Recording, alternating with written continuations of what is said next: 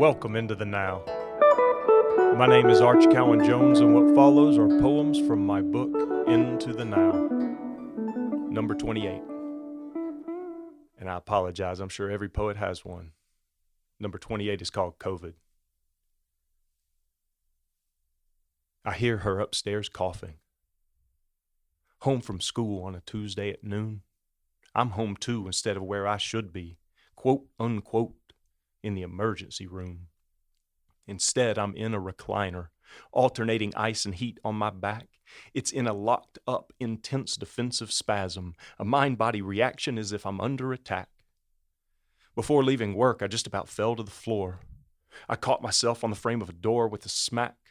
My complaint against the country's corporate overlords has officially become a tumbledown stack. Corporate grief has given me more than gray hairs. There's also pain that comes along with their cares.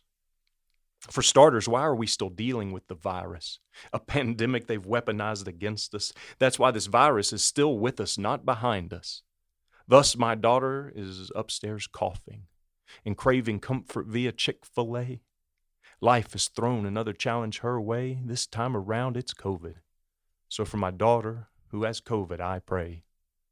America was once the pinnacle of innovation before corporate media and politicians divided the nation and began treating us people as pawns in their game, bartered over as fuel or traded off as cheap meat. Our divisions are now mass marketed in the news by politicians into our streets. Instead of a triumphant American transcendence of a sickness, we are eating ourselves in utter confusion, consumed by this otherness delusion. But God once upon a time said, let there be.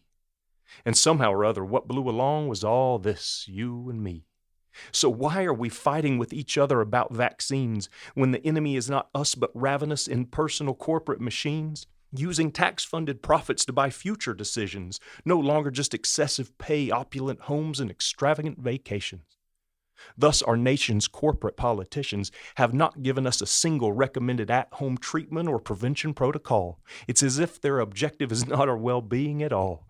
Forget sharing preventative, healthful living measures. No.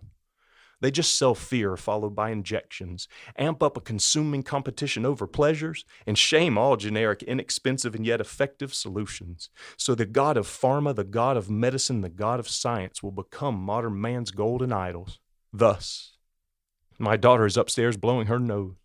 I'm confident she'll beat COVID like the rest of the Jones, even though helpful treatment science has been effectively silenced. How best to help her? None of us at home are allowed to know. Our leaders are too busy burning down the world in exchange for a future they alone own.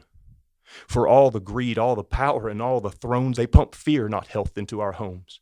Censor freedom and censor knowledge. As our health, it endangers their game.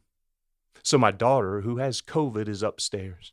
Guess our daughters are more profitable stuck there, marketing targets, in their rooms with their pain.